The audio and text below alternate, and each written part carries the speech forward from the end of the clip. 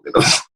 Pemimpin itu harus minta diuji, bukan dipuji. Jadi itu inti kepemimpinan yang sekarang kita nggak peroleh. Jadi bahkan kalau tadi disebutkan akal sehat tidak cukup, harus ada kemampuan untuk berniat melalui pembatinan, atau disebut tadi apa istilahnya itu, ilham itu. Nah kalau kita pakai parameter itu pada pemerintahan sekarang ini atau pada pemimpin tertinggi sekarang ini, bahkan akal sehat pun dia nggak mampu, apalagi ilham yang sifatnya udah makrifat, udah hanya bisa kita capai secara tarekat, secara membatin. Ilham itu datang dari persenyawaan antara kemampuan berpikir dan kemampuan untuk menghasilkan harapan. Banyak orang bisa berpikir tapi tidak mampu memberi harapan. Harapan itu tidak datang dari kemampuan rasional orang, tapi dari ilham dia yang penuh dengan pengalaman hidup, lalu menjadi bijak. Jadi wisdom itu di atas akal, di atas reason. Wisdom selalu di atas reason. Itu yang saya anggap sebagai inti dari kepemimpinan. Nabi Muhammad adalah pemimpin dalam pengertian dia mewariskan ajaran. Pemimpin itu mewariskan ajaran. Nah, itu pentingnya kita bedain antara pemimpin, penguasa, dan petugas. Tugas partai.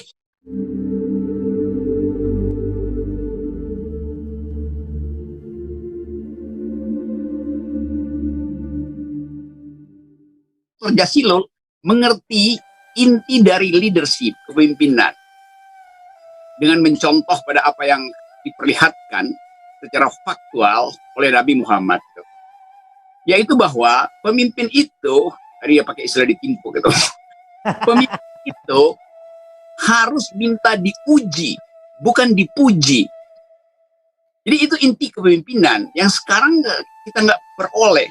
Jadi bahkan kalau tadi disebutkan akal sehat tidak cukup, harus ada kemampuan untuk berniat melalui pembatinan, atau disebut tadi apa istilahnya itu, ilham itu. Nah kalau kita pakai parameter itu pada pemerintahan sekarang ini atau pada pemimpin tertinggi sekarang ini, bahkan akal sehat pun dia nggak mampu, apalagi ilham yang sifatnya udah makrifat, udah hanya bisa kita capai secara tarekat, secara membatin. Ilham itu datang dari persenyawaan antara kemampuan berpikir dan kemampuan untuk menghasilkan harapan. Banyak orang bisa berpikir tapi tidak mampu memberi harapan. Harapan itu tidak datang dari kemampuan rasional orang, tapi dari ilham dia yang penuh dengan pengalaman hidup, lalu menjadi bijak. Jadi wisdom itu di atas akal, di atas reason. Wisdom selalu di atas reason. Itu yang saya anggap sebagai inti dari kepemimpinan. Karena itu tadi kalau Pak Mardhani katakan, coba bandingkan antara kepemimpinan Nabi Muhammad dengan Genghis Khan. Wilayah Genghis Khan itu diperoleh melalui kemampuan menguasai, bukan melalui kepemimpinan.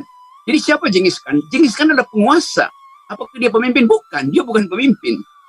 Dia hanya penguasa.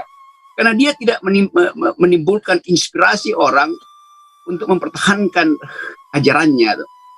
Tapi Nabi Muhammad adalah pemimpin dalam pengertian dia mewariskan ajaran. Pemimpin itu mewariskan ajaran. Nah, itu pentingnya kita bedain antara pemimpin, penguasa, dan petugas. Tugas partai. Kita balik lagi pada kemampuan kita untuk membaca sejarah hidup Nabi Muhammad itu. Kalau saya baca misalnya sejarah diterbitkannya Piagam Madinah, itu adalah hasil pikiran jenius yang diolah untuk kepentingan kemampuan diplomatik di dalam rangka Nabi memperhatikan pluralitas masyarakat pada waktu itu. Tentu ada ketegangan politik di situ. Kenapa Nabi kemudian menganggap bahwa oke, kita bisa berdampingan hidup dengan orang Yahudi gitu. Tentu pada waktu itu disebut orang Yahudi, bukan Zionis pada waktu itu. Kalau Zionis pasti nggak diikut sertakan di dalam traktat Piagam Madinah itu. Jadi kita lihat historicity dari kepemimpinan Nabi Muhammad adalah kemampuan juga untuk berdiplomasi.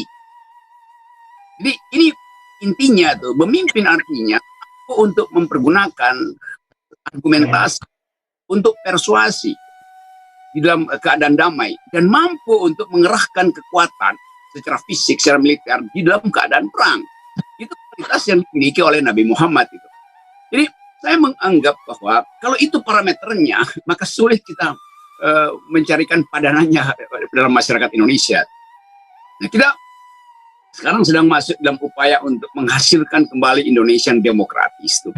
Yang di dalam kehidupan politik kita tadi dikatakan oleh Pak Jasilul bahwa memang di ujungnya diperlukan satu lapisan terakhir, yaitu apa namanya itu, elektoral atau elektabilitas. Oke, saya paham itu sebagai persyaratan teknis demokrasi itu.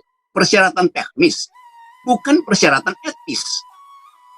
Kalau persyaratan etis, mestinya persyaratan teknis tadi tidak dihalangi oleh presidensial threshold 20%. Kan itu logikanya itu. Demokrasi, fondasi etisnya adalah kebebasan, kemampuan, kapasitas untuk dipertandingkan tanpa halangan. Yang terjadi, kebebasan teknis itu dihalangi sehingga nilai etisnya hilang. Coba kita bandingkan misalnya sekarang, Nabi Muhammad ditunjuk untuk memimpin. Oh iya, betul. Karena ada kerohanian yang diperlihatkan beliau. Ditunjuk. Lalu kita anggap bahwa oke, menunjuk itu juga bagian dari menghasilkan pemimpin. Maka Presiden Jokowi nanti ambil hak itu untuk menunjuk 287 PLT seluruh Indonesia selama 2,5 tahun ke depan. Kan bukan itu perbandingannya kan. Jadi bayangkan misalnya kita akan dipimpin oleh 287 kepala daerah yang tidak punya legitimasi etis karena tidak dipilih, hanya ditunjuk. Di mana dalam demokrasi di dunia ada kepemimpinan yang tidak berdasarkan pilihan rakyat? Boleh nggak? Boleh, karena itu disebut PLT. Pelaksana tugas sementara. Sementara itu berapa lama? 3 bulan paling nggak. Kalau 2,5 tahun, paruh dari tahun pemilu dipimpin oleh orang yang nggak punya legitimasi. Itu bahayanya demokrasi kalau tidak dituntun oleh ethical imperatif. Jadi keadaan ini yang membuat kita frustrasi. Ada pemimpin yang nanti main tunjuk aja, dan itu artinya dalam 2,5 atau bahkan kalau dimundurkan sampai 2025, dalam 3 tahun kita akan dipimpin, daerah-daerah itu dipimpin oleh 287 orang yang hanya ditunjuk oleh presiden demi kepentingannya. Siapa yang kendalikan? Minggu pertama si pemimpin itu merasa bahwa dia berhak memutuskan berapa banyak uang yang dia korupsi di minggu pertama. Karena bahkan kalau dia pakai undang-undang Omnibus Law, semua hal perencanaan nggak boleh lagi dievaluasi oleh DPR. Jadi ini bahayanya kalau pemimpin tidak punya legitimasi. Minggu pertama dia akan korupsi untuk dirinya sendiri. Minggu kedua dia korupsi untuk istrinya. Minggu ketiga dia korupsi untuk selingkuhannya. Minggu keempat dia korupsi untuk anaknya. Lalu dia korupsi untuk anak selingkuhannya, dan seterusnya. Selama 3 tahun, bayangkan coba. Ini problem etis yang juga saya berharap Dr. Jasilul itu raise isu ini di DPR. Karena ini bukan sekedar teknis mengisi kekosongan kepemimpinan, tetapi ini pelanggaran etik terhadap ide demokrasi itu. Kita nggak bisa bilang karena COVID, maka udah ditunda aja. Bukan. Kita juga bisa lakukan cara lain agar supaya pemimpin itu punya legitimasi, bisa mempertanggungjawabkan kebijakannya. Jadi bagian ini penting sekali saya kira kalau kita pakai parameter kepemimpinan Nabi Muhammad yang mungkin tidak lagi kompatibel, tetapi dasarnya sama. Ada ethical imperatif untuk menghalangi orang berkuasa sepenuh-penuhnya tanpa perintah rakyat, tanpa legitimasi rakyat. Jadi sekali lagi kita mungkin secara intuitif menganggap bahwa nanti mulai 2022 seluruh problem politik kita akan dikendalikan oleh satu kepentingan, yaitu pragmatisme. Nah ini bukan tipe kepemimpinan. Dengan kata lain, tidak akan dihasilkan leader. Yang ada adalah dealer. Mereka yang keahlian tertambah gitu. bukan mereka yang pimpin. Jadi sekali lagi kita ingin agar supaya kepemimpinan itu, bagi saya kualitas kepemimpinan Nabi Muhammad yang paling ideal adalah pertama, dia punya visi tentang apa yang mesti dibangun dari masyarakatnya.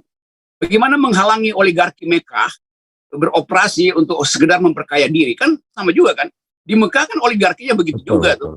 Dan Nabi Muhammad menerangkan apa yang namanya solidaritas sosial. Kan itu intelek sekali keterangan akademis dari Nabi Muhammad. Yang kedua, selain visi tentang solidaritas manusia, dia beri harapan, yaitu bahwa nanti ada yaumil akhir, ada hari akhir yang akan menguji apakah si pemimpin lolos di dalam upaya menghasilkan kemakmuran dan keadilan, atau dia dibatalkan oleh kepentingan pragmatis, oleh tukar tambah segala macam. Jadi betul-betul sumber etis itu yang kita inginkan hari ini. Nah, demi itu saya berupaya untuk menyapa PKS dan PKB untuk bersama-sama membangun pagar etis bagi kepemimpinan supaya kita bisa menghasilkan leader, bukan dealer. Terima kasih.